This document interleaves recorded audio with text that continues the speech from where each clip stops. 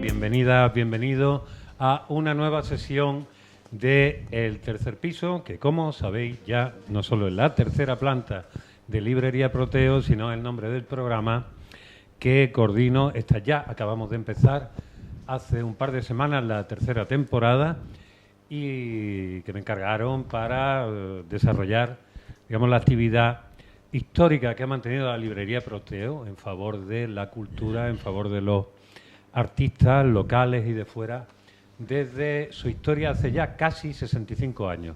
Ahí ya me dirá Pilar cuando cumplimos los 55. He dicho 65, quiero decir 55. Somos viejos, pero no tanto, ¿eh? Pero somos la librería más antigua de Málaga y probablemente ya con algunas que están cerrando, tristemente, pues de aquí a poco seremos la más antigua de España.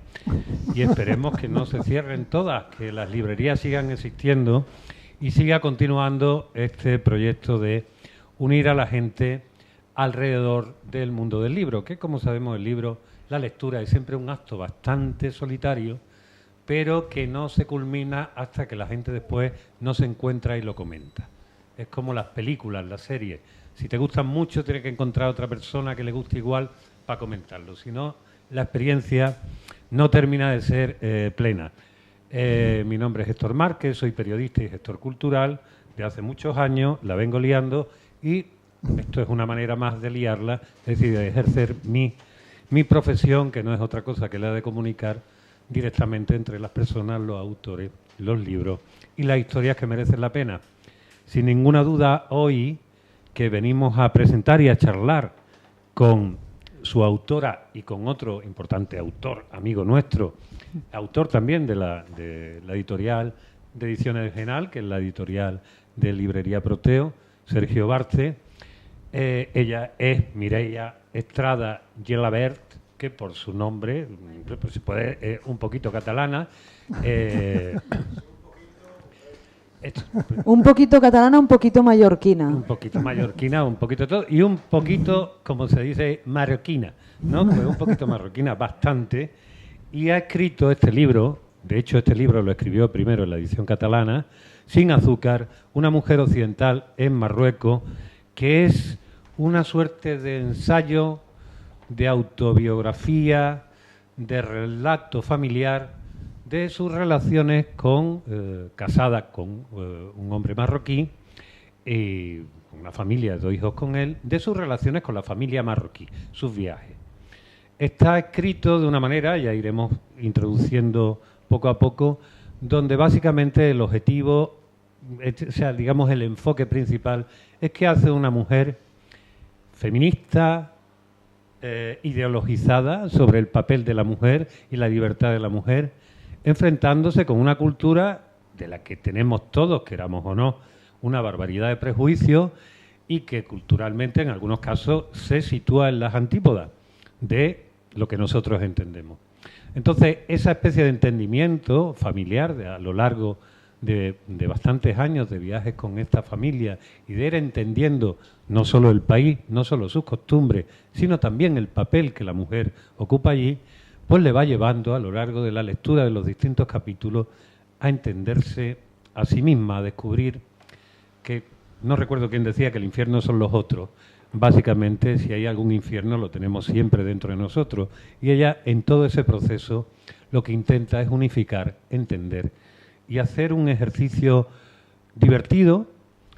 A veces parece que es una novela de los Darrell, de las de Gerald, no de Lawrence, de Gerald Darrell, porque además describe con perfecta fidelidad todo el elemento, digamos, exótico, cultural, religioso, social, que nos diferencia normalmente de la cultura marroquí, la cultura musulmana de la nuestra. Y después, para descubrir en el fondo que las identidades, las similitudes, el sustrato humano es mucho más poderoso que toda esa diferencia. Está editado por Cuatro Lunas, una editorial que yo desconocía, pero me ha encantado la edición, sobria, estupenda. Yo les recomiendo antes que nada el libro. Les recuerdo que ahí hay ejemplares, que después ella firmará los libros que ustedes quieran. Se los recomiendo bastante porque yo creo que nos ayuda, es alguien que nos ayuda en una época que estamos necesitados de intermediarios, pero de intermediarios que realmente sean capaces de traducir, no desde el prejuicio o desde la ideología, lo que sucede en un lugar y en otro. Vivimos en una época tan excesivamente ideologizada que probablemente se nos han olvidado los matices humanos, que es lo que en realidad somos, y nos une. ¿Qué más decir? Bueno, ella es filóloga, ella es profesora de lengua y literatura, ella es gestora cultural y ha estado trabajando durante muchísimos años, fue cofundadora de una asociación, un movimiento en Barcelona que se llamaba GWAR, con J y con W, y que era una residencia internacional de artistas. Su experiencia queda aquí reflejada, y entonces lo que queríamos, que de hecho fue él el que me propuso, me dijo: Héctor, oye, hay una amiga que escribe de puta madre, que ha sacado un libro, que tiene que ir al tercer piso, y lo que él diga, pues va a misa. Sergio Barce, como sabéis, autor, nació en Larache, cuando existía algo que se llamaba Marruecos español, cuando teníamos colonias. No me diga eso, que yo soy más joven. ¿Tú eres más joven? No, yo nací cuando ya estaba Hassan II, ¿eh? Vale, o sea, yo que tú vivías en una antigua colonia. Yo no conocí el protectorado. Tú no sabes nada, amigo, tú nada. Vale, pues... Tú naciste bajo su protectorado, bueno, pues fíjate. Bueno, unos meses, ¿no? Aquí las diferencias de edades, que las tenemos, aunque no sean demasiadas, van a servir seguramente para establecer también una lectura cronológica y una evolución de países como el nuestro y como Marruecos, al que tenemos una cierta tendencia a ver como inmovilista de alguna manera, y la realidad es que todo ha evolucionado bastante. Él, como ya sabéis, es escritor, es novelista. Hace un año ganó el premio Andalucía de la Crítica por su libro de cuentos, editados por Genal, El Mirador de los Perezosos, y gran parte de su obra narrativa transcurre en ciudades como Tánger o Larache. Abogado, vive en Málaga hace mucho tiempo, guionista de cine también, junto con su hijo Pablo. Acaban de ganar un nuevo premio de cortos en no sé qué festival, porque ganan muchísimo, además basado en cuentos que ya habías escrito. No me voy a enrollar más, viendo ya que llega todo el mundo, que esperábamos. Le voy a dar la palabra a Sergio y que hable del libro de Mireia, y ya después estableceremos un diálogo donde ustedes están invitados a participar. Bueno, buenas tardes a todos. Salam aleikum. Estoy muy contento de poder estar aquí porque tengo mucho afecto a Mireia. Además, estamos pasando en una fecha muy especial para ella y entonces se acrecienta aún más las ganas que tengo de hablar de ella y de su obra. Como yo creo que cuando se presenta el libro de otro autor hay que hacer un pequeño esfuerzo y escribir algo sobre ese autor, o por lo menos tratar de hincar un poco el callo, pues he escrito unas 50 páginas hablando de Mireia, pero lo he resumido solo en un folio, así que puede quedar tranquilo. Pero, en fin, lo que os quería leer sobre ella es lo siguiente. Y ya luego entraremos a hablar, y vamos a hablar mucho de Marruecos y de sus vivencias, ¿no? En fin, os leo. Leí el libro de Mireia y regresaron muchas cosas que permanecían en mi subconsciente, imágenes y experiencias que me habían servido también a mí para escribir mis libros y que llevaban un tiempo acurrucadas en alguna parte. Su experiencia vital con una familia de Marruecos, con su familia marroquí, resucitó de alguna manera alguna de mis experiencias con mi familia marroquí. Su muy Jadilla era mi muy Rashida, sus comilonas en el Aduar eran mis comilonas en Tánger. Sus vivencias con las primas, las tías, los tíos y el suegro eran mis vivencias con Mina, Abdelaziz, Mokhtar o Lotfi. Conocí a Mireia en mi pueblo, en Larache, junto a otro escritor, amigo común, Youssef El Maimouni. Lo pasamos francamente bien juntos, hablando de nuestras obras, de nuestra manera de ver Marruecos y de visualizar nuestra experiencia marroquí. Mireia me pareció entonces tan adorable y cercana como esa narradora que remueve mis recuerdos con su relato sencillo, directo y sin embargo audaz. Porque Sin Azúcar es un libro valiente por su sinceridad y armonioso como ella lo es. Tras leer Sin Azúcar, escribí en mi blog lo siguiente: me he bebido este té dulce, muy dulce, titulado Sin Azúcar, de un solo sorbo, ruidosamente, como hay que darlo cuando tomas un té con menta hirviendo. Lo he degustado con deleite, entrecerrando los ojos, transportándome hasta el lugar donde vive toda esa familia. Y me lo he pasado realmente bien con ellos, porque Mireia ha hecho de guía perfecta. Y al acabar ese largo sorbo de té, creía tener el paladar lleno de miel, como si hubiese acompañado la bebida con una buena shebaquía, aunque en la Arache decíamos chuparquía. Y también retenía un pequeño nudo en la garganta al pensar en Muyadilla. Gracias a sus páginas he regresado a Marruecos y me he vuelto a sentar ante una mesa bajita en la que sirven tanta comida que al acabar apenas me puedo mover. Pero era porque estaba lleno de agradecimiento. Bueno, una vez leído esto, que es como una introducción sobre Mireia y su obra, pues yo creo que ya debemos escucharla a ella, que es para lo que hemos venido, ¿no? Los demás aquí estamos un poco de comparsas. Y entonces, para empezar, además de darle las gracias de darse el viaje que se ha dado en tren, que dice que ha sido muy relajante, pues yo empezaría preguntándote por qué escribes este libro en segunda persona, que es una cosa que me ha llamado muchísimo la atención. Y tú ya te enrollas como quieras. Bueno, muchas gracias por acogerme aquí, para querer estar aquí, para hablar del libro a Héctor, para que, bueno, que Héctor haya querido estar hoy en esta librería con todos vosotros. Bueno, estoy muy contenta de estar aquí. Hay circunstancias un poco dramáticas ahora que hacen que este Sin Azúcar sea pues más amargo que nunca, pero precisamente por eso quería estar aquí también. Entonces, esta segunda persona, cuando Héctor lo ha apuntado muy bien, o sea, no es un libro de memorias, pero lo es un poco. No es una crónica, pero lo es. No es un ensayo, pero tiene mucho de ensayo también.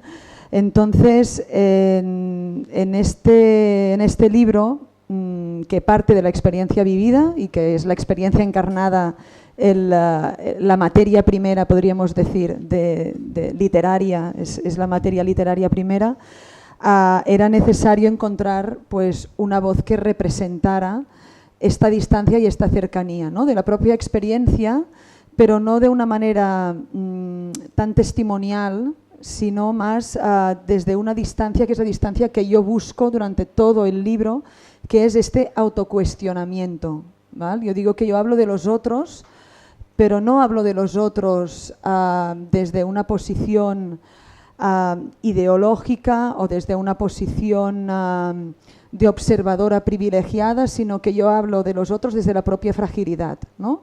Es viendo a los otros, es estando en estas situaciones familiares totalmente anodinas, totalmente vulgares, es decir, del día a día, cotidianas, donde surgen pues muchas preguntas y donde una se pregunta, ¿no? Y se cuestiona a sí misma, esta mujer que es en un lado del Mediterráneo y que es en el otro lado del Mediterráneo. Entonces, el recurso, digamos, lingüístico que yo encontré para retratar o para, no sé cómo decir, para materializar esta distancia era esta segunda persona. Y una primera persona la encontraba demasiado agresiva, o sea, era como un yo que me anodaba, no me gustaba, no me sentía en este yo. Y una tercera lo encontraba demasiado ficcionado, yo olía a ficción, ¿no? Entonces, la verdad es que esta segunda persona, no sé si se me hubiera ocurrido si no hubiera leído un libro que os recomiendo mucho de una autora quebequense que se llama Anaïs Barbeau-Lavalette, que se llama La mujer que huye, La femme qui fuit en francés.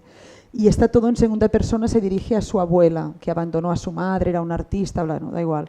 Y fue un shock para mí leer este libro, y yo creo que, bueno, esta lectura hacía mucho tiempo que la había hecho, y para mí encontrar esta segunda persona fue como un hallazgo. O sea, ya me quedé tranquila y la he defendido. Algún editor, el editor en español de Cuatro Lunas al principio decía, ya lo veremos eso de la segunda persona, y dijo, no, esta segunda persona tiene que estar ahí, y la puedo defender porque pienso que es la más, entre comillas, justa, por decirlo de alguna manera. De hecho, hay algo, yo también pensaba que es la primera pregunta, porque además es una manera de acercarse, digamos, a lo que están narrando, que suele ser muy habitual en la poesía. Sí. Es decir, el yo poético, convirtiéndose, creando como una especie de narrador omnisciente que tiende a una cierta objetividad, de atemporalidad, y que es capaz de verte a ti misma también como personaje, de no solo como la observadora que va a dictar sentencia, sino como alguien que va evolucionando al cabo de eso. Yo lo que quería preguntarte es, en el origen de este libro, es decir, ¿cuándo decides que este libro es real? Si tú empiezas a tomar apuntes desde el principio que va, un poco al principio decir, hostia, esto es muy raro. No, bueno, esto es muy raro, tengo que decir que yo pocas veces lo he sentido. Bueno, el día que comimos 3 veces seguidas, bueno, claro, 3 veces seguidas en 2 horas, y que estaba a punto de morir, harta de tanta comida. Eso lo voy a leer, ¿eh? ¿Así? Sí, lo voy a leer, porque bueno, me parece que os vais a divertir mucho con la escena. O sea, sí que, bueno, hay momentos así que sí que es... Pero este extrañamiento no es tanto lo que hacen los otros, sino es el personaje ahí dentro, digamos, ¿no? Pero, ahora ves, ahora me he perdido esto que decíamos. No, estábamos hablando cuándo decides que esto puede ser un libro, y si desde el principio está llevando una especie de diario. Exacto. Por ejemplo, esta anécdota, precisamente, que es una de las anécdotas del libro, pues sí que yo empecé a hacer una lista. Cuando pasaban cosas y que eran divertidas, y van a Dios el show que hemos hecho, madre de Dios, y yo lo apuntaba, y Momo, que es mi marido, que de hecho no se llamaba Momo, pues a veces me decía, apúntalo, mira, y apúntalo en la lista. Yo tenía una lista, pero bueno, yo me dedicaba a cuidar mis hijos y a cuidar a los residentes de la residencia de artistas, o sea, era imposible tener tiempo para escribir. Y luego la lista cada vez era más larga, que era más anecdótico, y yo cada vez veía más que aquello tenía que ser un cómic. Okay. Yo pensaba en un cómic, y cuando cerramos Giwar, la residencia... Marjan Satrapi más un... De estos de viaje. Más el árabe del futuro, más este estilo yo veía. Sí, pero bueno, sí, el árabe del futuro tiene una parte muy dramática que este libro no tiene, está claro. Bueno, en cualquier caso, entonces, bueno, cuando se cerró la residencia, yo me di 6 meses para escribir, y yo escribí una serie, o sea, yo me limité a recoger esta lista y hacer diferentes escenas, digamos, que yo veía, me imaginaba en un cómic. O sea, ojalá yo supiera dibujar, porque además pasan cosas, y yo muchas veces pienso en clave cómic, me gusta mucho el libro ilustrado y el cómic. Y entonces yo fui con una propuesta de cómic, me fui a Angoulême, en el Festival de la BD de Angoulême, a buscar ilustradora. Tenía clarísimo que tenía que ser una mujer, busqué muchísimo alguna ilustradora que yo me sintiera como cercana, o que me gustara el tipo de dibujo para lo que yo quería. Y eso, me fui a Angoulême, bueno, hablé con muchas, intercambié con bastantes, y luego ya poco a poco vi que era como dar el bebé a otra y que te lo cuide otra, ¿no? Y dije, no, esto tiene que ser, si acaso, un libro ilustrado, con algunas ilustraciones, porque yo no sé hacer guión de cómic. En todo caso, no tengo el presupuesto. Me dieron una beca, la Generalitat me dio una beca, pero era una beca de escritura que no daba para pagar, o sea, pude pagar a la ilustradora que finalmente encontré, porque en la edición en catalán hay ilustraciones que desgraciadamente no han querido coger en la edición en español, y es realmente para mí una gran pena. No han querido. Yo he visto algunas de las ilustraciones y son monísimas. Muy buenas, bueno, muy me buenas, encantan. Sí. Pues esta ilustradora yo la encontré después de haber ido a Angoulême, después de haber intercambiado con autoras libanesas, francesas, suizas, bueno, haberme movido mucho, la encontré que era la amiga de una amiga mía que vivía en Barcelona. O sea, una cosa que... Y finalmente lo trabajamos como ilustraciones que acompañaban. Poco a poco esto fue evolucionando.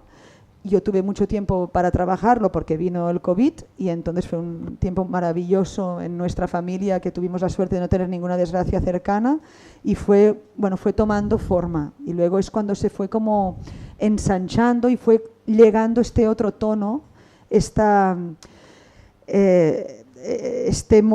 ¿cómo podríamos decir? Lo que yace, digamos, en todo el relato, que es esta parte, digamos, más grave, que es esta parte del autocuestionamiento, del preguntarse, ¿no? Este personaje que es ahora Mireia aquí y ese personaje que es Mireia ahí, que es la mujer de y la madre de, y ya está, ¿no?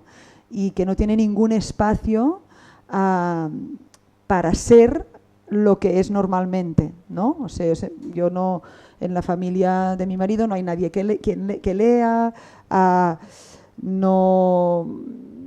Mis cuñadas las adoro, nos adoramos, pero nuestras conversaciones pues se limitan, digamos, al día a día, a lo que nos pasa con los hijos.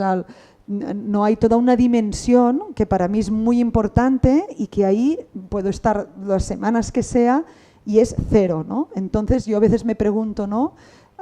¿Cuál es el personaje más impostado, ¿no? O si es que es impostado alguno de ellos, ¿no? El que está aquí jugando a ser solo madre o el que está aquí ahora jugando a ser solo autora, ¿no? Cuando en realidad está claro que lo somos todo al mismo tiempo y lo podemos ser, y lo reivindico, ¿eh? Entonces, este tono, esta línea, digamos, narrativa, no sé cómo decirlo, a lo mejor es demasiado osado llamarlo línea narrativa, pero este run run que yo digo que va hilando todo el libro surgió cuando evidentemente ya no era la idea del cómic que prevalecía. Y ya decidiste ahí, digamos, crear esto que a mí me parece muy útil, sobre todo en el tiempo en el que vivimos, como decía al principio, donde tendemos casi a los extremos y además a no establecer un diálogo, sino a establecer un enfrentamiento, una confrontación constante. Tú estás describiendo aquí una cultura que nos resulta muy cercana, por un lado, donde hay sustratos mediterráneos, sustratos religiosos, también religiosos, es decir, el cristianismo y el islam tienen la misma base en un aspecto, pero que después en comportamiento y en evolución social son completamente distintos, no digamos el tema de la mujer. Hay una cosa que a mí me parece muy emocionante, que es cómo tú, hablando, hay dos personajes troncales, que son los personajes troncales de la familia, que son el de la madre, muy Khadija, y el del suegro. Digamos, los dos suegros establecen, digamos, una cosa totémica que en un principio, claro, es lo que tú estabas diciendo, dice, a lo mejor viniendo de donde yo vengo, desde el punto de vista intelectual y de costumbre, yo no tengo nada que ver con estas personas. Y sin embargo, cómo va creándose un vínculo de una fuerza que quizás cada vez adolecemos más en nuestra cultura. Hemos pasado, nosotros andaluces siempre hemos sido mucho de familia, pero es verdad que nos estamos europeizando últimamente y cada vez estamos más descastados. Ahí es como una celebración de la casta, del grupo, de la comunidad, de la tribu, por encima de todo, de la tribu. Hay una cosa que también quiero que me cuentes, que aparece en el libro, que es que tú llegas por primera vez como la prometida. Sí. Después eres la casada, eres la mujer y después eres la madre. Y ahí tu rol va cambiando y tú te vas dando cuenta que te obligan un poco a cambiar, porque hay una serie de tradiciones y cómo vas adaptándote a esas tradiciones. Hay unas cosas fantásticas en el libro que tienen que ver con respecto a la relación, que eso sí me gustaría que lo desarrollaras también aquí, que hay, por ejemplo, con la ropa. Con el hijab, con distintos tipos, maneras de taparse, de no taparse, que tú mismo con tus cuñadas has visto esa evolución. Y para acabar como diciendo, hostia, no sé qué pensar ahora. Antes lo tenía muy claro antes de venir y ahora mismo todo esto son temas de una complejidad, una sutileza enorme, ¿no? Bueno, lo que ojalá aporte el libro es esta complejidad, ¿no? Claro. Que es lo que dices, estamos en un momento, ¿no?, de discursos tajantes, ¿no? que condenan o que aprueban, y precisamente también el libro surgió de la certeza de tener un material maravilloso que yo no encontraba ni en los ensayos, ni en el periodismo, ni en la antropología, ni en los libros de viajes. Yo no lo encontraba en ningún de estos sitios, ni en la literatura de nuestros amigos de origen marroquí españoles, tampoco, que es esta experiencia desde dentro, ¿no? Donde no puede haber juicio. No puede haber juicio, o sea, son las alianzas familiares y las alianzas emocionales que se crean, lo que sustentan este espacio familiar, ¿no? Entonces, yo veía como la fuerza de eso, y bueno, esto lo hablábamos con una de estas autoras, con Najat El Hashmi, antes de que fuera tan contundente con ciertos temas, que empezaba pues a hablar de este ensayo que hizo de Siempre han hablado por nosotras, y yo le decía a Najat, tu lugar es uno. O sea, yo entiendo que ella pueda criticar ciertas cosas, que sea muy contundente con eso, pero es que este no es mi lugar. Mi lugar es luchar contra la islamofobia, mi lugar es decir, yo como española, como catalana, ¿qué puedo aportar? Pues es una visión de española, de catalana, o sea, de mujer occidental, aunque me pese, aunque me duela este occidental aquí, que me da una rabia verlo, pero es que, a ver, mis valores son mucho más, no sé cómo decirlo, o sea, yo como mujer soy mucho más individualista que mis cuñadas marroquíes, por ejemplo. Y en este sentido, yo veía el valor de la experiencia. O sea, yo veía el valor de la experiencia, y de hecho tengo que decir que también yo escribí pensando en una persona, que un día se lo dije, que era una madre de la escuela de mis hijos. Una señora catalana, una chica muy simpática, así abierta, que no es nada intelectual, pero que... Y yo pensaba en este perfil de señora, que no es gente que tenga prejuicios, pero que algo tiene, ¿no?, que conocerán a Momo y dirán, pero qué majo es, pero a lo mejor se les escapará según... Entonces yo pensaba en esa persona, de hecho, pensaba en esa persona, que no se leerá un ensayo, que no se leerá una crónica periodística, pero un libro así, bueno, no sé. Y pienso que es lo que puede aportar, ¿no? Yo, lo que decías de Marruecos, de esta cultura compartida, y tú aquí probablemente es el que puedas hablar con más razón y más conocimiento, ¿no? Yo digo que Marruecos es aquel país que nosotros reconocemos Marruecos como algo, esta cultura magrebí, podríamos decir. Decimos Marruecos, Argelia, Túnez. Este Magreb lo reconocemos, pero no lo conocemos, ¿no?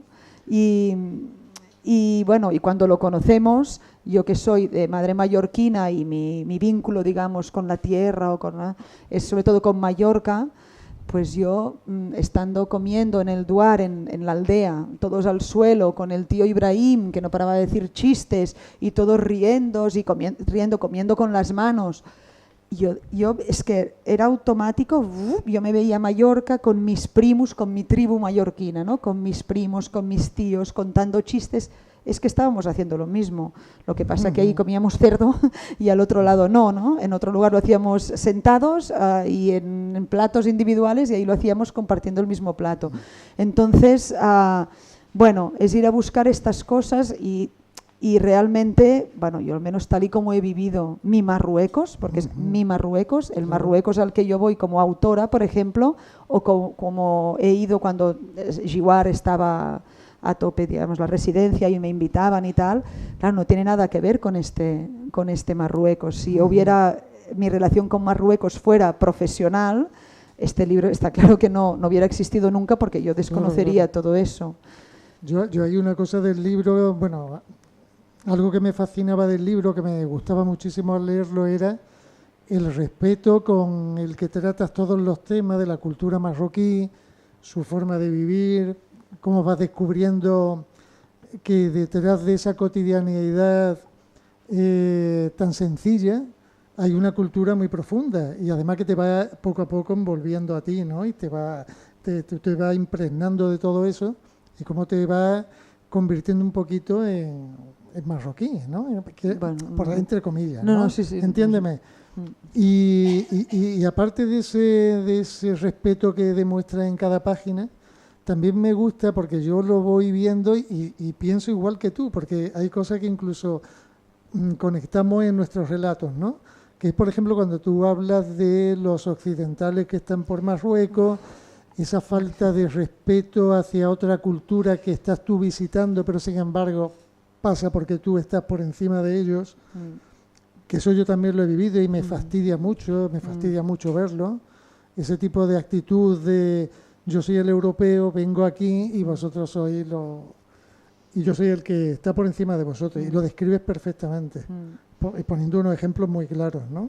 Por ejemplo, este de los La chistorra, ¿no? La chistorra, por ejemplo, en fin, sí, que eso también lo he vivido yo y me fastidia enormemente, ¿no? Y aquí es muy difícil...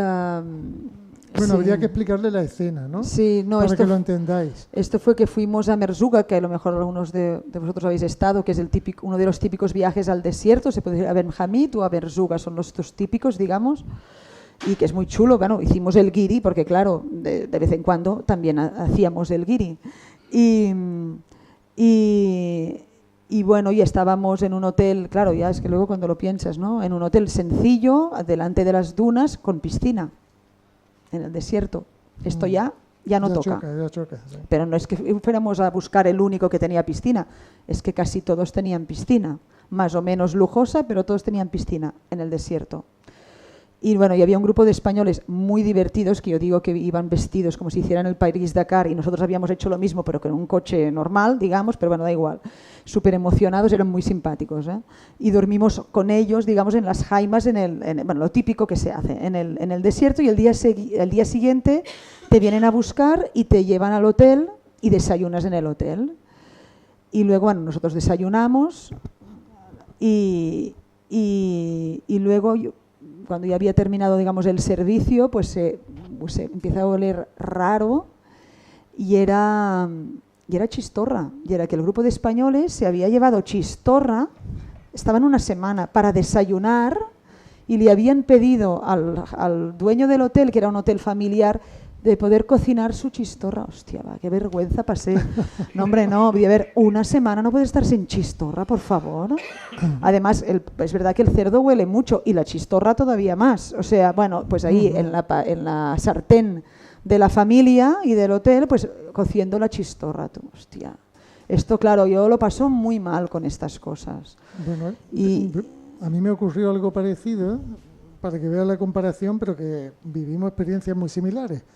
El Arache se organiza un reencuentro de antiguos españoles que son de allí y nos reunimos. Entonces nos dividimos en dos grupos. El grupo que buscaba la chistorra y la cerveza, y eran 2 días lo que estábamos allí, 2 días, pero hacía falta la cerveza, y los que pensábamos, si estamos en Larache, no hace falta la cerveza ahora mismo. Y aparte, en la Medina habían organizado un cuscús, las mujeres de la Medina, para dar la bienvenida a toda esa generación que habíamos ido allí. Y nos fuimos a comer el cuscús. Pero había un grupo que me llamó por teléfono para decirme, nosotros no vamos porque nos vamos a la Casa de España a comer y a beber cerveza. Y se me cayó la cara de vergüenza viendo a aquellas mujeres sencillísimas, muy modestas, que tú sabes cómo las familias modestas son muy modestas, por no decir pobres, y habían preparado unos cuscús exquisitos para nosotros y sobraron, porque gran parte preferían una cerveza y unas sardinas, ¿no? Fue una experiencia muy similar a la tuya. Entonces yo creo que hay que ir con un cierto respeto, y más porque lo hemos vivido, ¿no? Sí, sí. Y bueno, son experiencias que nos conectan mucho, claro. Hay mucho aquí que me recuerda. También os digo que el libro tiene anécdotas divertidísimas, muy, muy simpáticas y muy divertidas. Hay una cosa que me gustaría, varias cosas que me gustaría preguntar.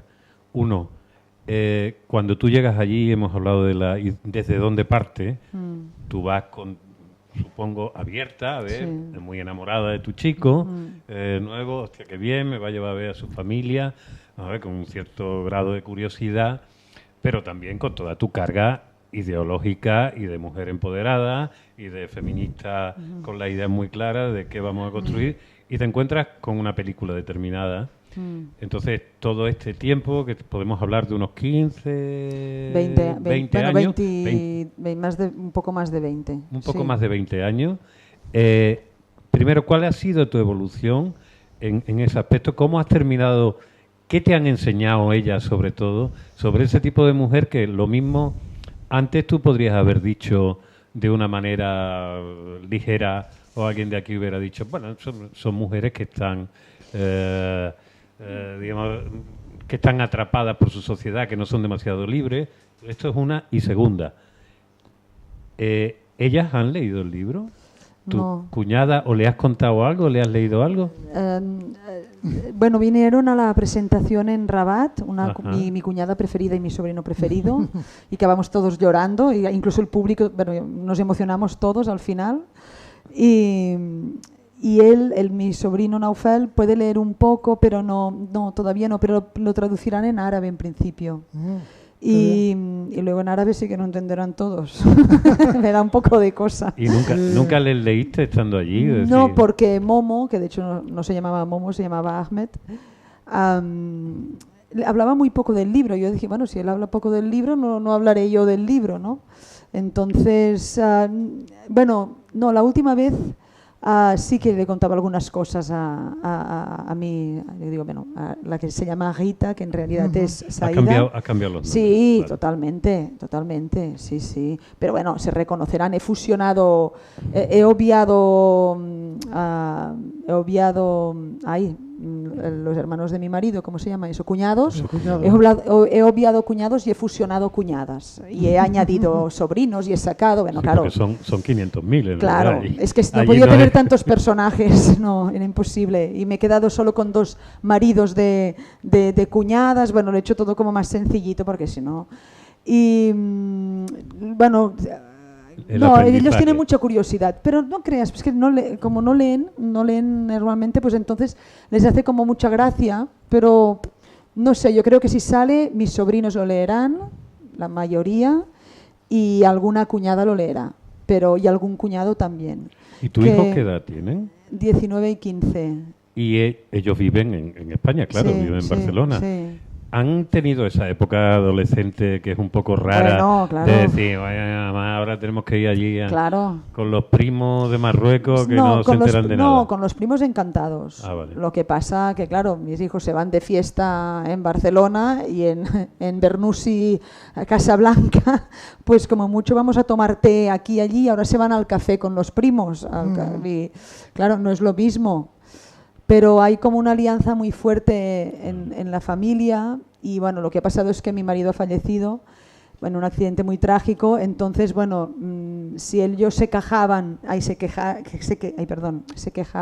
¿cómo os digo? Se quejaban algunas veces, pues ahora todo se ha transformado y hay como si antes había esta cohesión familiar que existía y que íbamos y que todos sabíamos a qué renunciábamos también mis hijos, pues ahora, pues claro, es otra cosa, ¿no? Ahora yo llegué, bueno, esto pasó este verano, yo llegué a Casablanca, mi hijo mayor llevaba 3 semanas solo con su padre, al menos, estuvieron estas 3 semanas solos, y yo llegué y me dijo, bueno, mamá, yo ya Marruecos ya, porque quería practicar su árabe, y dijo, yo Marruecos, mamá, ya, yo tardaré en volver, es que qué rollo, no sé qué, bueno, y nos fuimos sin su padre. Y nos fuimos y él decía a su tía soltera, que mi marido se ocupaba mucho de ella, le decía, Mariama, yo me ocuparé de ti, cada 2 o 3 meses volveré, ¿no? Entonces, bueno, ahora todo, desgraciadamente, bueno, esta tontería adolescente, pues bueno, claro, se les ha pasado de golpe y ahora Marruecos, pues si ya tenía un sentido, pues ahora todavía tiene más, ¿no? Y para ti, porque tú has sacado el tema y yo te pregunto, porque es un libro también de total honestidad y como tal te lo digo, es decir, aquí Mohamed es personaje capital también y es básicamente el psicopompo que te acerca, que te ayuda, que sabe a lo largo del tiempo. Hay veces, por ejemplo, cuando estás hablando del tema de cómo se visten o se dejan de vestir, de cómo decides tú, cómo mantengo yo mi libertad de mujer occidental, que nadie me tiene que decir qué me tengo que poner, y esa evolución tan sutil que haces de decir, vale, yo quiero estar donde estoy, pero entiendo que hay que mantener un respeto a toda esta gente, que si no va a sufrir muchísimo. Claro, este libro ahora mismo se ha ido... Me abruma, ahora me abruma. ¿Ahora cómo lo vives eso? Me abruma, no sé. Bueno, hoy es un poco un homenaje a tu marido, claro, que tú misma me lo dijiste. Que por eso se presenta, ¿no? Porque yo pensé por un momento que probablemente íbamos a suspender la presentación, ¿no? Porque es muy reciente, pero ella me dio una respuesta contundente. Dice, es que ahora es cuando hay más motivo para hablar del libro, porque es un homenaje a él, ¿no? Bueno, el pobre era muy discreto, muy tímido, detestaba estar en las presentaciones porque todo el mundo lo saludaba llamándole Momo, que no se llamaba Momo, y le decían, ay, ya te conozco, detestaba que le dijeran eso. ¿Y cómo lo conociste? Yo lo conocí en Canadá, él era dramaturgo. Yo lo conocí, bueno, él ha sido muchas cosas, yo lo conocí como dramaturgo, como escritor. Ajá. Y yo vivía en Montreal, él vivía en Montreal y fui a ver una obra de teatro maravillosa y me encantó y dije, yo la quiero traducir y nos conocimos así, porque yo fui su traductora. Sí. A ver, también tengo... Y eso me va bien decir que estábamos en Montreal porque...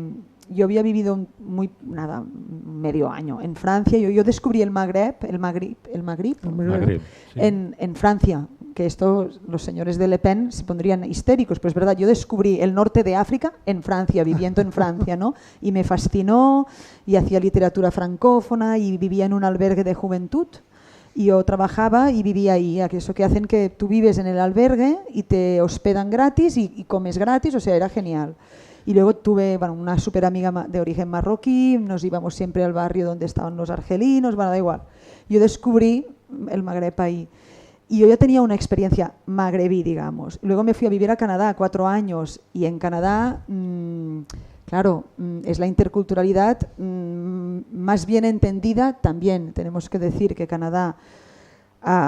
escoge a sus inmigrantes, escoge a sus refugiados, a la carta, literalmente. O sea, Momo, Ahmed, él fue inmigrante a Canadá después de 1 año y medio de dossier.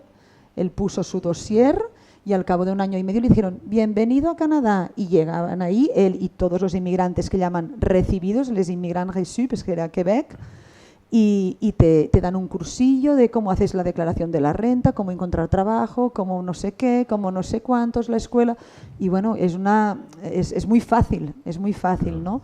Y claro, yo tuve esta experiencia también de la alteridad, en el sentido de yo ser extranjera, pero claro, yo digo que yo pasé el gusto de ser extranjera. Tú viviste el Shangri-La de la extranjería, exacto, que también es una ficción, hay que decirlo. Claro, sí. Y bueno, y tenía amigos argelinos, argentinos, argelinos, iraníes, de todo, ¿no? Pero todos éramos lo mismo con los amigos quebequenses. Entonces, yo cuando he ido a Marruecos, es el primer día que yo puse los pies en Marruecos, que llegué a Tánger en barco, y me acuerdo que vi un señor, antes de Tánger Med, claro, un señor rezando ahí en la alfombra, claro, yo lo encontré súper exótico, ¿no?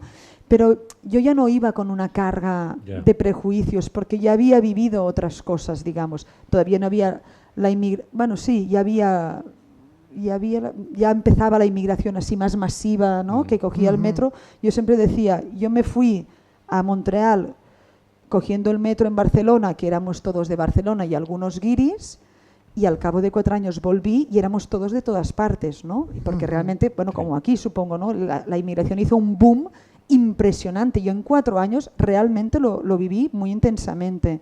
Entonces yo no partía ni de una ideología feminista tampoco, ¿eh? Vale. Yo no partía de nada de eso. Y realmente, si algo me ha dado esta experiencia familiar feliz, ¿vale? Que no quiere decir que esté todo el rato pasándomelo muy bien, que a veces me aburro que me muero. Hay momentos de una soledad y de un aburrimiento que dices, por favor, que me saquen de aquí, que llevo 4 días comiendo y bebiendo el té, por favor, y haciendo la siesta, y ya no puedo más. Bueno, pero claro, lo que te enseña, ¿no? Bueno, claro, lo primero que ves es la complejidad ¿no? Que esta cuñada, que si la viéramos a lo mejor ahora pasar por la esquina con su hijab, pensaríamos unas cosas, esta señora con el pañuelo, pues ha puesto el piso a su nombre y el marido se fue 3 días porque, ¿pero de qué vas? Que no, que es mi dinero. Y el marido se fue 3 días de casa haciendo morros, pero el piso está a su nombre. Y la señora dice, hoy estoy cansada, no hago nada, idos a espabilar.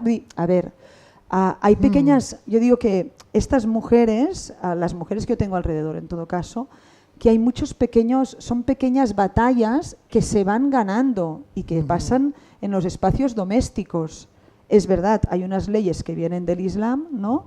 Y ahora ha muerto mi marido y mis cuñadas tienen la mitad, bueno, con mi marido no, porque son los niños y yo, pero cuando murió mi suegro, que aquí cuando lo escribía todavía no había muerto, murió el año pasado, mis cuñadas que lo han cuidado han tenido la mitad que sus hermanos, que hay 2 que hace años que no los vemos. O sea, claro, es este contexto que es a nivel, es un contexto hostil, pero hay pequeñas luchas y pequeños logros. Yo tengo una cuñada que tiene un piso suyo porque mi suegro en vida le dijo, esto es tuyo, porque quería protegerla. En este sistema que nos imaginamos nosotros de un solo color, pasan muchas cosas.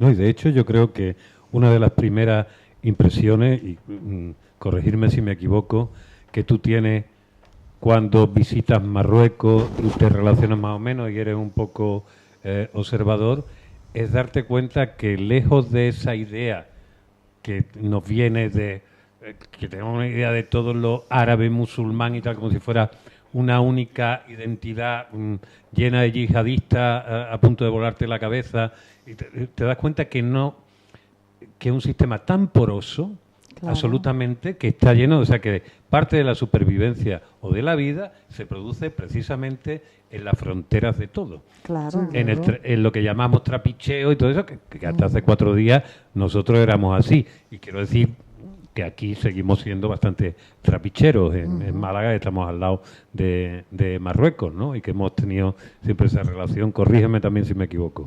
Hay un tema que es fundamental en este libro.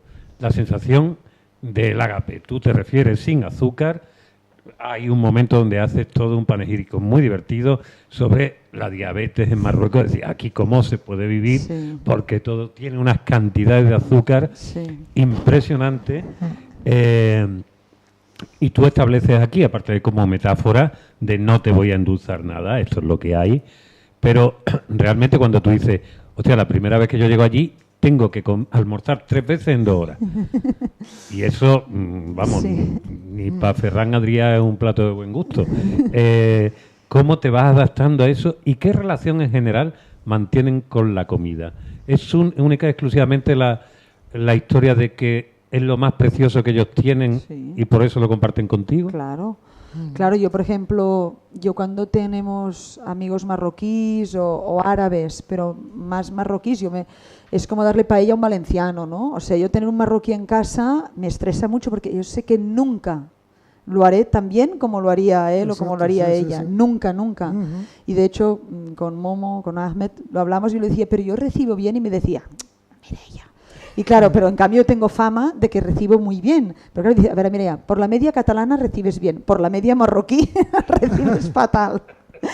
Porque, bueno, sí, claro, es siempre la comida, ¿no? La bienvenida es siempre la comida. Aunque te estés muriendo y te salga la comida por aquí, por las orejas ya no puedas más, estés a punto de reventar, ahí tienes la comida, ¿no? Y cuando eres la extranjera, ¿no? La que viene de fuera, ahora ya no me avasallan tanto, ¿no? Pero claro, al principio era horroroso, era toda la familia mirando que comiera, diciéndome come, ¿no? Y es, bueno, es la unión social, digamos, parte siempre de la comida o de un buen té, pero un buen té, si yo en casa, si ahora tú vienes y no lo sé, yo tendré frutos secos, algunos dátiles, Sara, ya lo sabes, frutos secos, dátiles, pastelitos, no sé qué, bueno, 1000 cosas más, ¿no? Y el té bien dulce, bien... Bueno, entonces sí, lo de la comida, lo que pasa es que, claro, yo esto, por ejemplo, en Mallorca yo recuerdo ir a ver a mi tía Aina a Son Carrió, y llegábamos a las 5 de la tarde y se iba, venga, vamos a hacer una ensaimada. Y sacaba una ensaimada que ella había hecho congelada, la ponía al horno, venga. O a veces hacía el pan y decía, venga, vamos a hacer un pan. Y te hacía el pan y te sacaba la sobrassada de las matanzas del año anterior. No sé, que a ver, aquí nosotros esto no nos es tan extraño como si fuéramos canadienses o suizos o incluso franceses. Pero tiene además otro detalle también importante, que es que yo cuando iba a ver a Rashida, no la que a muy Rashida, y si le avisaba antes de ir a Tánger, porque ella era de Larache pero vivía en Tánger, y yo iba a su casa, si ella sabía que iba a ir, ella estaba a las 4 de la mañana levantada, preparando ya el pan, preparando el cuscús, lo que fuera a preparar, pero desde madrugada, ¿eh? Que eso a mí me impresionaba mucho. Digo, hay que ver la trabajera que se está dando.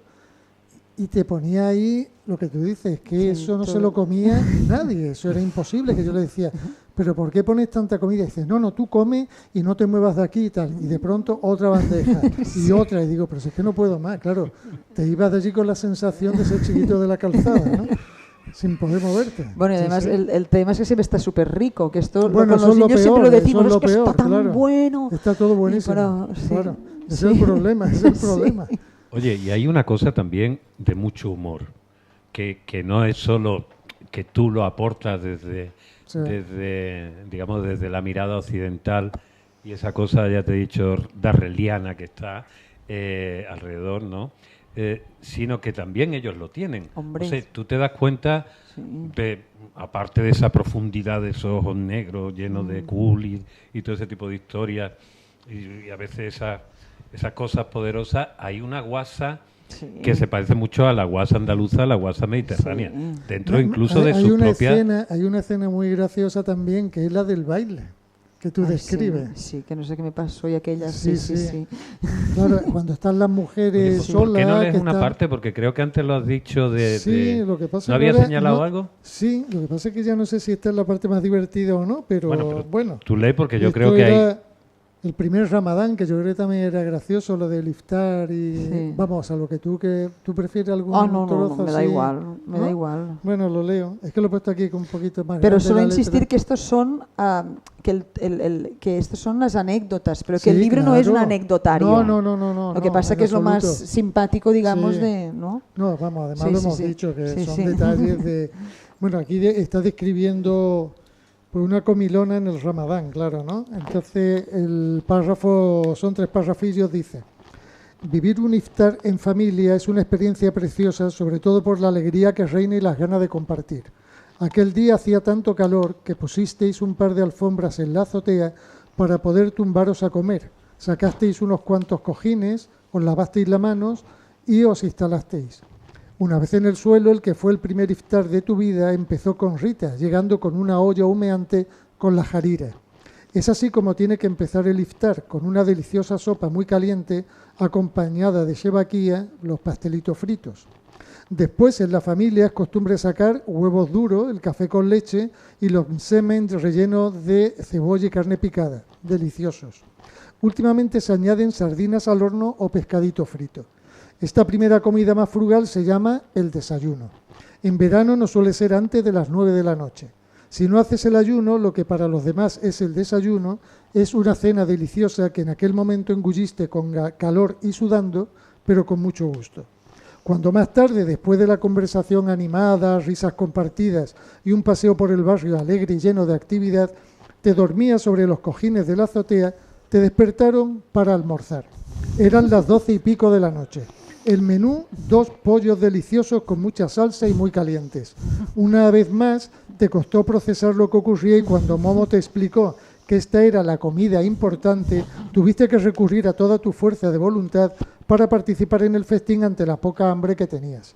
Cuando aquella misma noche, pasadas las 4 de la madrugada, te despertó el jaleo en la cocina, no te esperabas que solo 3 horas más tarde encontrarías a Nahual y Rita preparando el show. La comida previa al alba, que consiste en crepes de todo tipo, fruta y leche. Según la actividad laboral y los horarios de cada uno después de comer, Algunos irán a la mezquita para la plegaria del alba, la primera del día, mientras que otros volverán a la cama hasta que el cuerpo aguante o mientras se pueda. Porque durante el Ramadán lo que más cuesta de pasar son las horas, y aunque tu experiencia es distinta, sin sacrificio, sed ni hambre, aunque te moleste ese ataque frontal a la salud, ritualizado y aceptado por todo el mundo, el recuerdo que te queda de tu primer Ramadán es la alegría y los buenos momentos compartidos. Es muy bonito, ¿eh?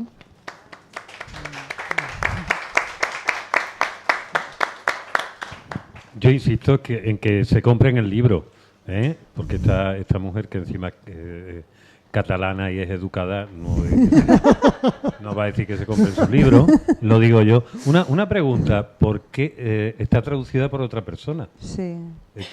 ¿Nunca se planteó o tú ya querías distanciarte No, porque de...? yo, por ejemplo, yo en español escribo bien, pero a este nivel bueno, es lo que pasa con las lenguas, ¿no? Que hay una lengua primera, que es la lengua en la que tú puedes contarte en todas las aristas y todos los aspectos, y a mí en español me falta, o sea, evidentemente que puedo ser irónica en español y puedo hacer chistes, evidentemente, pero esta ironía que tiene el texto, estos juegos de palabras, yo en español no voy tan suelta. Este registro mucho más íntimo yo no lo tengo en español.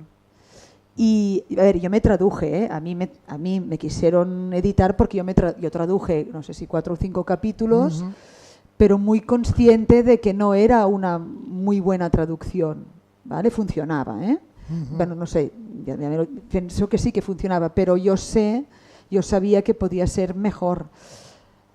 Y de hecho tuvimos que trabajarla bastante esta traducción, porque de hecho esta traductora traduce sobre todo también al catalán y tuvimos que trabajarla un poco. Sí. Oye, y en esto que te preguntaba antes, que como te he hecho 2 o 3 preguntas a la vez, se nos ha quedado por el camino. En ese proceso, sobre todo con las mujeres, pues esta parte de la construcción de la identidad que tú tienes con tus cuñadas, sí.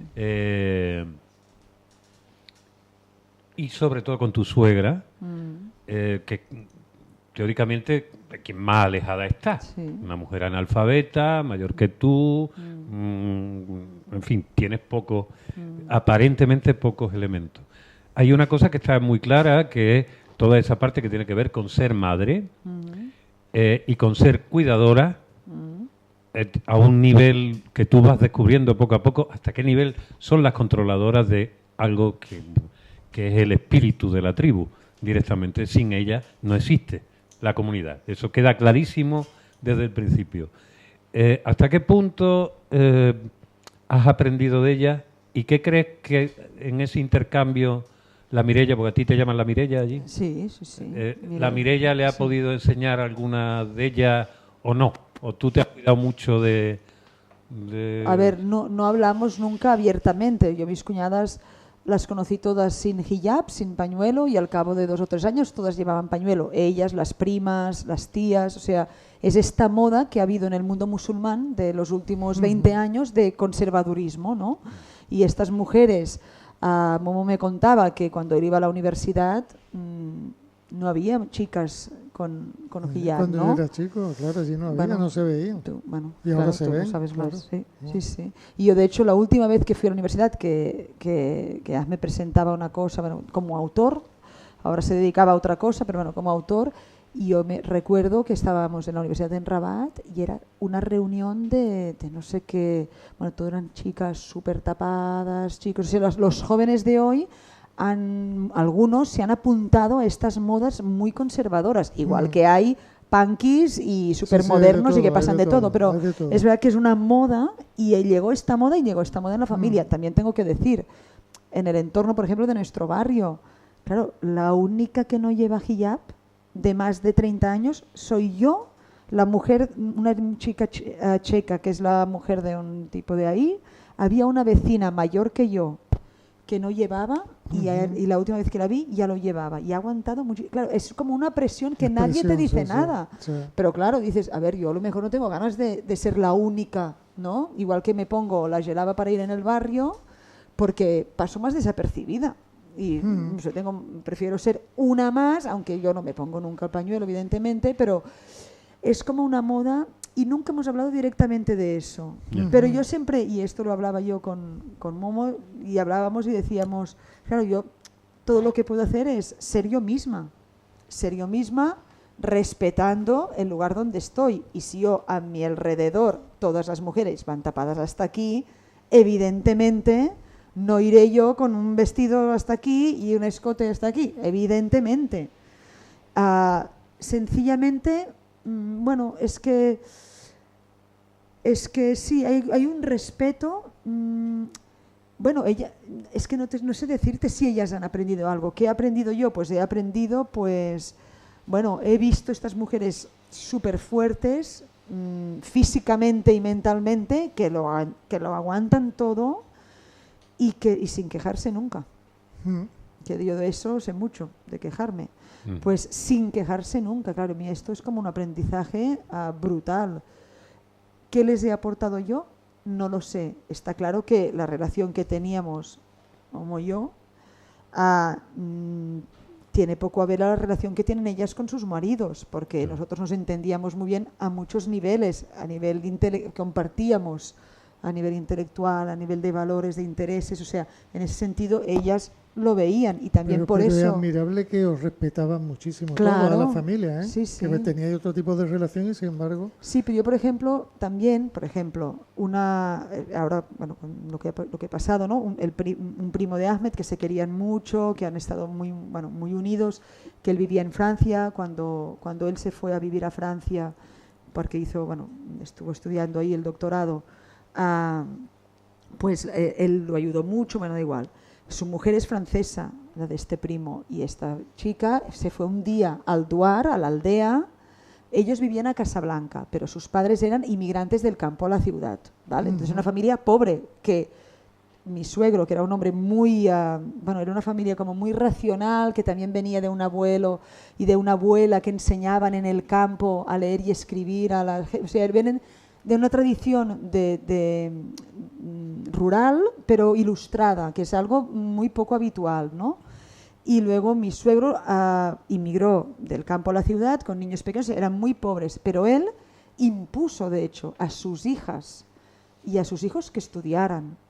O sea, una generación, mi cuñada mayor tiene 64 años, les impuso en un barrio popular que crearon ellos, porque eran las afueras de Casablanca, ninguna chica estudiaba, y él les dijo, vosotras todas estudiáis, y son mujeres independientes, profesoras, que se han casado y que han decidido con quién se casan, que esto también en esta generación no va siempre así. Entonces, me he vuelto a perder. No te preocupes, si la has contado suficientemente cuáles han sido, digamos, los aprendizajes de uno y otro. Pero, por ejemplo, en el tuyo, tú llegas siendo novia y acabas siendo madre. Sí. ¿Hay algo que tú te acuerdas de muy hijadilla? Es la cosa de decir, hostia. No, porque... no, a ver, lo que ves es que en el entorno, una vez ya eres madre, ya has hecho lo que toca, digamos, ¿no? Es esto un poco. Sobre todo las expectativas que hay encima tuyo, ¿no? Y lo que se espera, ¿no? De esta chica así, que aparece, que siempre se ríe, que todo le parece bien, ¿no? Cuando te haces madre te empiezan a respetar un poco más. Bueno, no, ya siempre me han respetado, pero es verdad que luego es un estatus, y es un estatus social. Y lo que cuento cuando vas sola por la calle o cuando vas con un niño claro. No tiene nada que ver, ¿eh? Eso es bueno, esa parte, cuéntalo aquí porque... No, bueno, lo típico de que aquí a lo mejor todavía se hace, en Barcelona ya no se hace. Lo del, que te digan cosas por la calle y todo eso, que es como muy descarado. Si vas sola, te entra todo el mundo y te sueltan cosas. Es horroroso. Bueno, horroroso. Aquí también. Pero bueno, sí, que pasa a menudo, digamos, ¿no? Y a la que vas con un hombre, con una mujer mayor o con un niño, el mismo que te hace ve el niño, le hace cariñitos, bueno, es curioso, sí, es curioso. Y está claro que hay un machismo mucho más generalizado o mucho más destapado que aquí, ¿no? Está claro, sí, claro. Oye, quería preguntaros por un tema, allí evidentemente el alcohol por el Islam no está permitido. ¿Se sigue tomando, fumando kifi de manera habitual o según dónde? Es que yo no conozco el norte. Lo que Sí, Sergio domina una zona que yo no domino. O sea, Bueno, el norte kif es se mucho más encuentra- del norte. El norte Sí, sí, claro. El kif claro en que se Casablanca encuentra. es mucho más marginal, podríamos decir. No, allí en el norte se Sí. encuentra fácilmente. sí. Ay, perdón, ahora recuerdo lo que quería decir. No, que esta mujer francesa del primo de mi marido, cuando fue por primera vez al pueblo, al Duar, ella dijo, yo aquí no me quedo ni loca. Y era una chica joven, más joven de lo que yo era yo cuando fui por primera vez. Y ella nunca durmió en el pueblo. Yo he dormido, bueno, millones de veces. O sea que, de mi parte, todo lo que yo podía hacer era adaptarme, digamos, a lo que se me proponía. Y es esto, y eran literalmente campamentos en familia, porque todos durmiendo en el suelo, bueno, los gallos por ahí, los asnos, bueno, aquello era un cachondeo, allí nadie dormía, la suegra que tenía que ir al baño la tenían que levantar, la otra que ronca, bueno, era ir de campamentos en familia, ¿no? Y a mí eso me ha encantado hacerlo, y lo he dado a mis hijos, por ejemplo, en el caso del primo de Ahmed, pues su mujer francesa, que le gusta mucho ir a Marruecos, pero que tienen su casita súper mona en un lugar, ¿eh?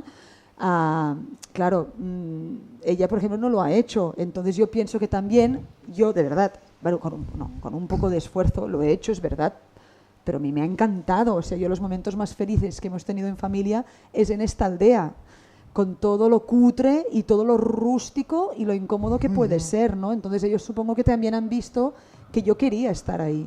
Entonces estos son muchos no dichos, ¿sabes? Que hace que nos respetamos mucho, que nos queremos mucho y que nos entendemos muy bien. Es que realmente nos entendemos muy bien, sí.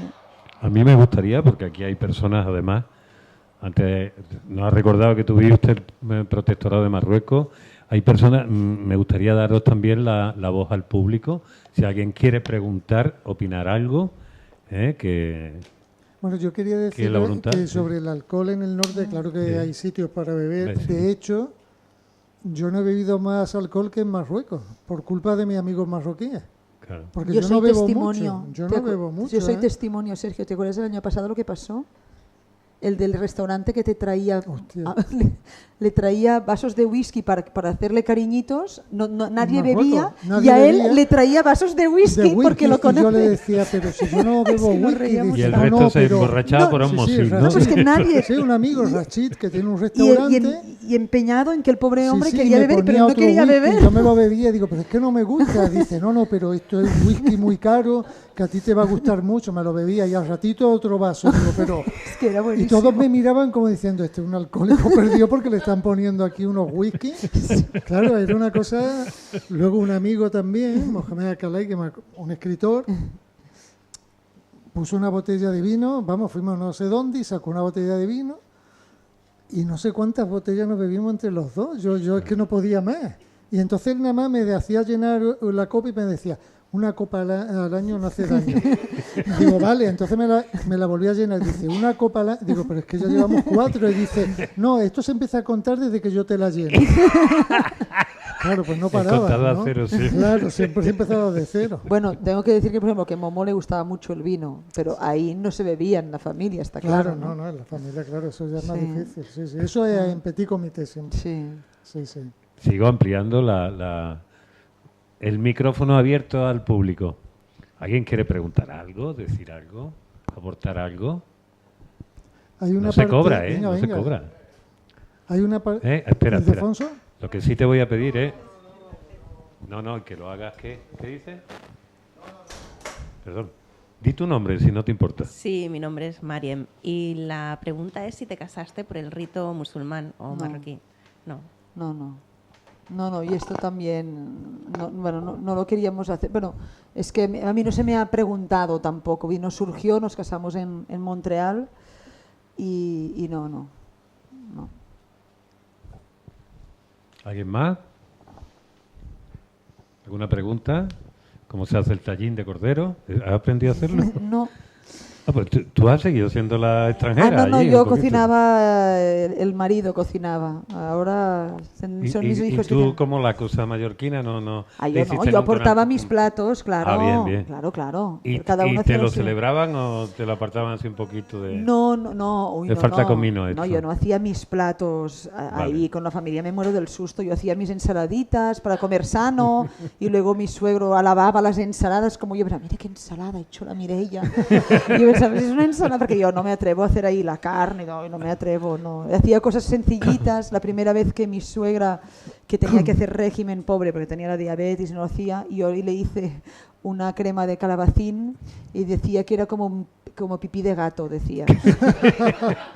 Y claro, la sobrasada tampoco te la puedes llevar allí. ¿Eh? Sobrasada no la puedes llevar. Entonces yo Qué era muy putada, discreta, vamos. hacía tortillitas, tortilla de patatas, o sea, cuando no queríamos cenar ahí en el pueblo, pues yo hacía una ensalada, una tortillita y luego aquí, mira, y mi suegro hacía unas grandes alabanzas porque, bueno, me quería mucho, pero era porque me quería mucho, porque no. no.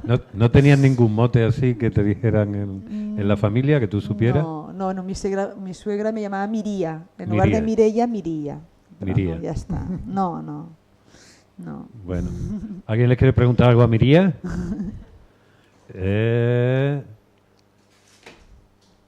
Si no, os dejo para que digáis alguna cosa final y cumplamos el sueño casi nunca conseguido de que nos vayamos a la hora en que esto se cierra. Pero nunca sucede. ¿Alguien más quiere decir algo? ¿No? Pues mira, el libro, vamos, para vosotros que lo vais a leer ahora, os digo una cosa. Al final, cuando uno lo va leyendo, se va enamorando de esta familia. Y al final parece que uno los conoce, ¿no? Que sea una de las habilidades que tiene Mireia al escribirlo. A mí me pasó eso, que ya al final pues lo iba queriendo, ¿no? Iba queriendo a todos los personajes y de hecho hay una parte que es la burocracia, Sí.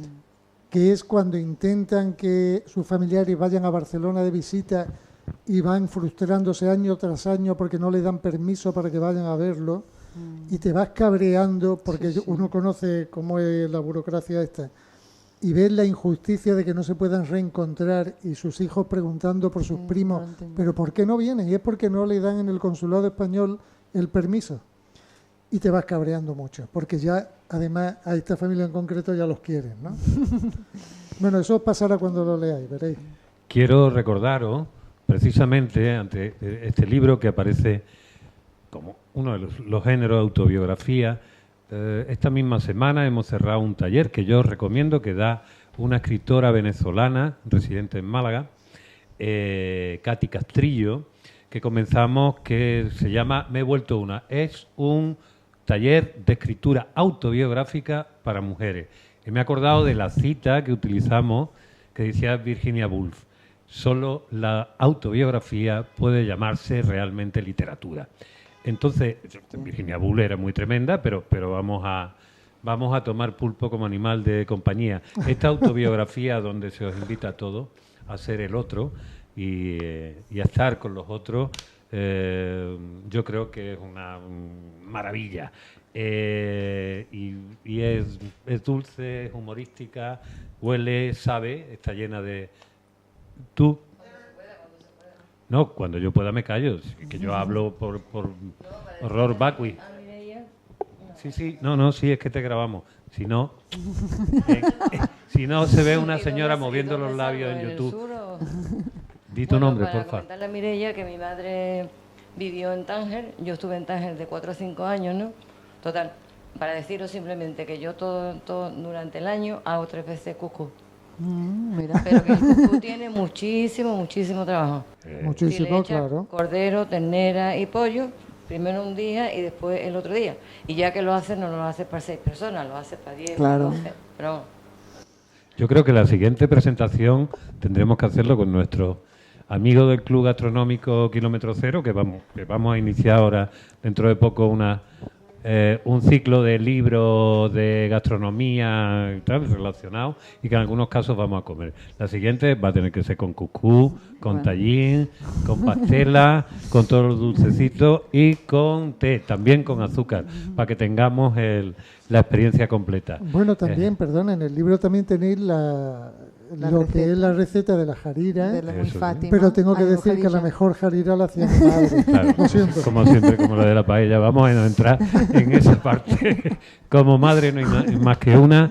Lo que os voy a decir, este sábado tenemos aquí una presentación para anunciaros, no tiene que ver con esto, los viejos rockeros nunca mueren, que son anécdotas de Jesús Báez Alcaide, músico y escritor y taxista y psicólogo, un personaje malagueño, no, para que veáis, que va a hablar de las muertes más famosas, las anécdotas de las muertes más famosas de la música popular, del rock and roll, y nos vamos a divertir. Como ya tenemos todo edad de Rolling Stone, como mínimo, es una cosa que es contemporánea a nosotros. Así que nada más que me queda daros las gracias por haber venido y que deis un fortísimo aplauso a Sergio y a Mireia. Gracias. Muchas gracias.